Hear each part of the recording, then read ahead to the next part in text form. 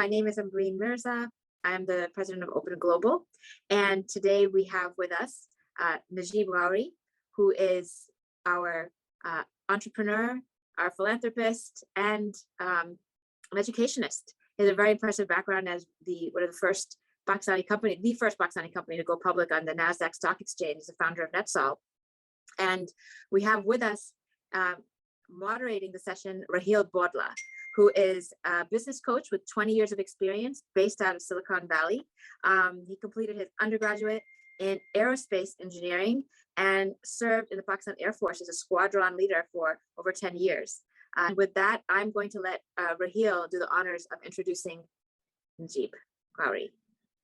Thank you very much. Thank you, Ambereen, and such a great pleasure and honor to be here with our Open Global community. For Mr. Najeeb Ghauri, we would love to learn a little bit more about yourself too, like how you came to US, how you founded the company, and then would love to learn from your side.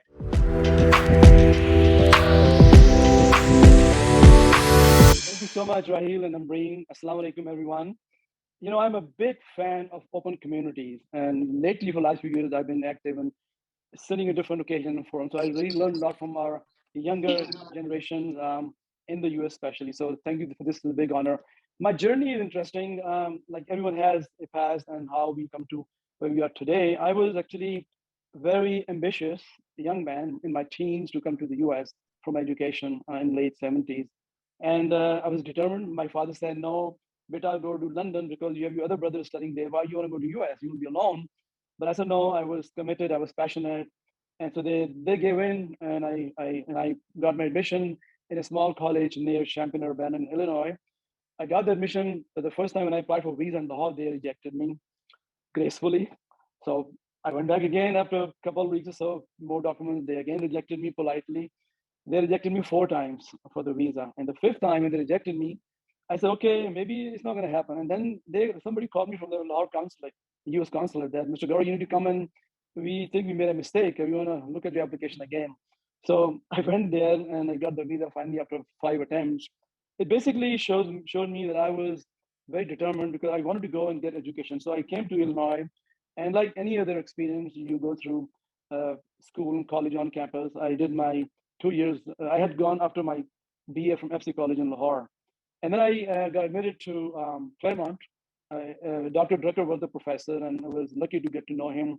I learned a lot from him. This was back in the early 80s. Dr. Drucker was a most amazing and intelligent man, and it was a dream to be in his classes for 2 different courses. And you know, as a student in the US, the whole experience is to do different things. And I flipped burgers, I drove yellow cabs, I did pizza and forklifting, you can imagine. But that's the part of learning experience as a student in the US. Fast forward, after I did my MBA, I got into corporate careers. In Unilever as an assistant brand manager, I was a major in marketing in MBA. And then I moved to an oil company. It was such a transition from marketing to an oil company in California, Atlantic Richfield, Arco for short, which is now owned by British Petroleum. So friends, when I was doing this for 10, 11 years, I always thought of Pakistan as something I was missing. This was after 20 years. My college and my schooling and corporate career, I realized, Raheel, that maybe what I'm doing is just for myself, for my 2 young boys and my family. Life was good, but there was something missing. And that part was, why can't I do something with Pakistan? And I don't know what and how. I had no clue. It was just a thought because I thought, well, Pakistan has given us so much, a foundation, a modest family life, a middle class, and I was able to go to US because of my roots in Pakistan. So, and I was actually lucky that in '96, my father, I went to see Pakistan in December '96, and when I was coming back to US, I was on a holiday with my family. I was very emotional. And that day, my father did a lot of prayers for me, my late father, and I came back to LA to go back to my work, and some opportunity came to me from literally nowhere. Believe me, miracles do happen, and this is a miracle in my life which I never expected, never imagined. So a small time, you're talking about how I did the IPO, a small time investment banking boutique in LA. 3 guys approached me through my wife who was working in that firm that they want to talk to me, and they offered me an idea which looked quite bizarre to me and not real. They said, look, we'll help you do an IPO on a shell company, and then your job is if you succeed, you own the company and you can do whatever you want to do with the money. Now that looked really bizarre to me. And I didn't know much about the public markets. I was, academic and a corporate guy. And they kept on chasing me and they were pushing me. They liked my background, they liked my MBA and some disciplined, structured career. But I had no clue about IPO, the public market. I sat down with my wife. I said, Aisha, she's a she's a partner for everything in my life. You met her once, Raheel. So Yes. I said to her that if we go on this journey, that means we have to change everything. We have to sell our house. We have to sell one car, move to an apartment because there will be no income. I was getting decent salary, six figure in Arco back then in 96, 97. So it was a pretty risky move. And I think my gut was telling me that I'll do okay. But it was something yet to be tested. So my wife really inspired me that look, what are you going to lose? You're 40 years young, and if you fail, you can go back to corporate career again. But it was a risky because going back to corporate was not easy in those days. 11 years in oil company. So we made that transition to start this journey, and I was given something to learn on the ground with some lawyers and to take a concept which only had one little clothing boutique, which my wife owned, part of the shell company. That was the only asset that we had at the time. So we went through the whole filing paper. We learned a lot. It took me almost 15 months to get an approval from the SEC to start trading. And it was hard because when I look back now, in today's day, SEC would not even look at your SB2 registration statement. They would not, because it was back then. I was lucky, I guess, prayers of a nation I had. So with the shell company we went public on the OTC bulletin board, and then we were moved to NASDAQ small cap in '99. We raised about $10, $12 million. Now my challenge was then, Raheel, to jettison this clothing business into some kind of real business, right? Which we did. When we had the money from IPO, my CFO and the investor told me to go to India and invest that money and buy a company in India. I said, okay, let's do this. I'll go to India, but let me go to Lahore first, because my brother, Salim, had just founded a Netsol Technology company, startup, a year old. He had come from Australia. My older brother had funded seed money. So they were not looking for really some capital, but they were looking for some exposure in the American market, American business. So I said, let me go there first. Maybe I can look at their business, and if I like it, I will invest. If not, then I'll go to India. That was my second choice, because I had to put that money to work, like almost $10 million. It could not be sitting in the bank and there's no return to the investors. So long story short, we went there to Lahore in early 97, money in the bank.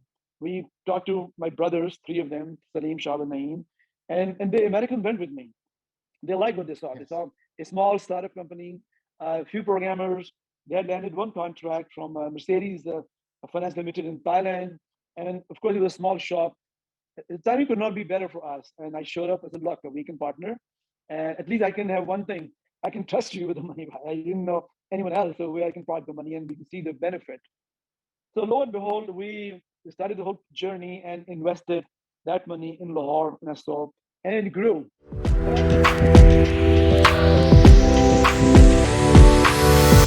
When we started this company in 97 and 96, it was a very young, people didn't know IT that much. They knew telecom, big mainframe hardware system, but nobody knew about IT. And there were a few handful, like System and a few others. And so we were also a pioneer company in 96, 97. So the general population, of course, were anxious about opportunities. We had at the time about 500 until 2001. So we had a fifth anniversary of the company in 91, and we invited President Musharraf to PC Hotel in Lahore to celebrate the anniversary. And of course, back then, Netsol was flying high in the US stock market. It was around .com time. Things were looking good. So a lot of good people in the crowd, and we were hosting Mr. Musharraf to speak for us. So he stood up after we spoke, and the IT minister, governor, my brothers, they were there. And after President Musharraf spoke after a few minutes, he asked me a question. He said, so Najeeb and Salim, what can I do for you? And we were kind of ready for some kind of ask from the president. It was an opportunity. He was very open-minded and sort of a fast decision maker. I said, no, nothing for me. It is something that you can do to really develop the IT in Pakistan, technology sector in Pakistan. And he said, how? I said, well, right now we are young. It's a nascent industry. It needs some boost. And that is, if you can give us a IT export tax break, that will give incentive like many other companies in Netsol, to come to Pakistan and invest the way I did, and the way many other companies were doing at the time.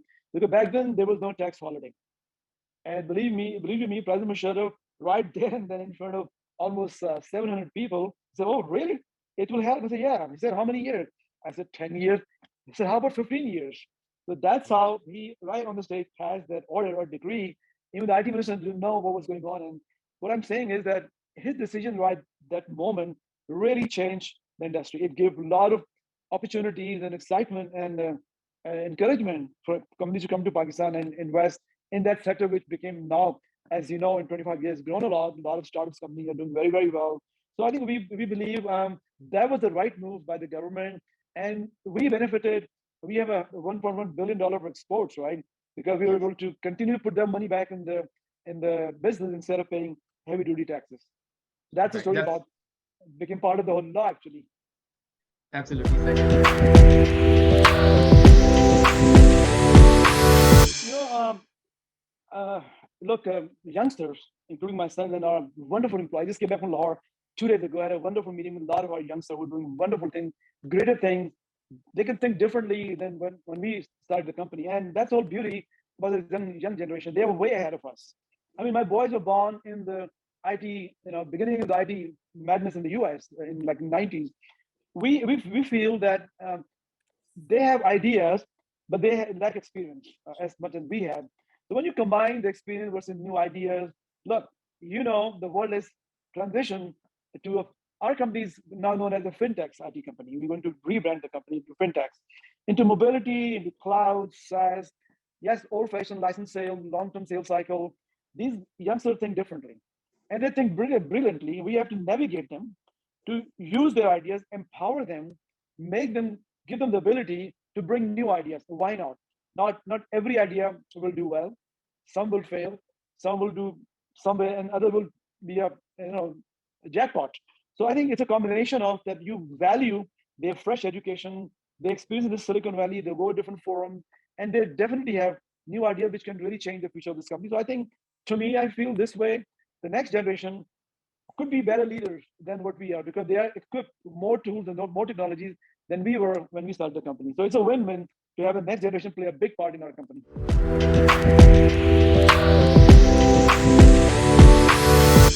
Look, in addition to our core business, we have, for example, Inspire, the incubators. Okay, we have few our own funded startups in the company who we let people come with the ideas. They're mostly non-Netsol employees, and we nourish them, we support them, and some go on become part of bigger groups.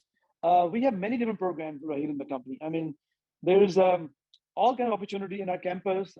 There's VCs come to us, talk to these startup companies. We refer them in many, many different forums to go and talk about Netsol. There's a lot of consultant advisors. We get a lot of foreign students. They come in groups to look at Netsol model and look at what we have created and how they can value. And sometimes there's some case studies. They study our approach, our business model, how we build this company. And they also look at the biggest asset of the company is our people.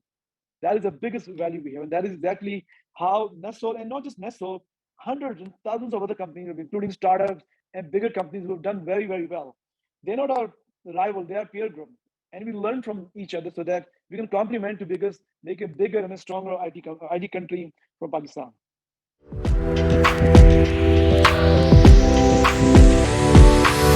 You gotta have a belief, you gotta have faith, you gotta have commitment, dedication, you gotta have passion with humility. It all come together. Now, it's not easy to have all of these traits in one person. What we learned from our experience is that I became passionate in 96 when I realized what is my purpose of life. Not just have a paycheck and just do me and my family, that's it.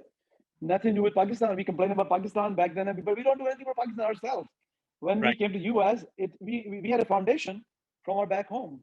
What are we doing for the Pakistan community who need not just charitable causes, but creating employment opportunities, creating communities? American diaspora is the most privileged diaspora in the world, Pakistani US diaspora, because I'm part of it. And I'm a lucky one that I benefited in my own humble way and I was able to take it to Pakistan. Why? Because the question is, what can the younger generation do? They can do a lot. You can imagine how they can contribute. And when I mentor individually, when they come to me, I said, look, just start doing something little at a time. Have a belief that if you're working in different companies in the US, it could be any sector don't have to be technology sector. If you understand the talent we have in Pakistan, I swear to God, I'm being very emotional right now. I know it. We have seen the best talent in Pakistan who support the most difficult blue chip tier one customer in the world, like Daimler Benz, BMW. They do software from Lahore, from Netsol. They're like ordinary kids, like the ones we know, and everyone in the US, the youngsters went to all the good colleges in the US. They may have been born in the US, but their roots are from Pakistan. Right. We cannot forget Pakistan. We have to play our part. And I'm telling you, all of you have some abilities, directly and indirectly, to use Pakistan as a news IT destination. Forget about these challenges. Nothing is stopping the business. Our customers are traveling to Pakistan despite a high-level travel advisory. Our investors, my employees, my CFO travel to Pakistan all the time. He's American. So I think the message is youngsters can do a lot for Pakistan. I'm very proud of my two boys. One went to UCLA, other went to Claremont colleges, but they are very well connected to Pakistan because they feel, and they work with these youngsters in Pakistan. They know what value they can bring. So we are undermining ourselves if we don't play that part with the younger generation who have the ability and maybe the desire, but we have to navigate them as parents to guide them to go look at it. Don't Sure. look at the optics, look at the fundamental, the youngster, the female, and the young boys over there. They need help. They need more business to grow the industry and grow the opportunity. Absolutely. And so I really want to thank you for inspiring us today, and thank you for sharing all your personal anecdotes so candidly and so freely with us. And I hope that this is the first of many discussions. We'll continue talking. Inshallah. It doesn't, not just over virtual Gupshups, but in person as well. We GD. wish you very safe travels to Jordan, and we will catch you either in your home turf of Silicon Valley, or we'll join you in one of your trips to Pakistan, or but we'll find a way to connect. Thank Inshallah, you. inshallah. Yeah. I will look for that. Thank This you. is- Bye, everyone.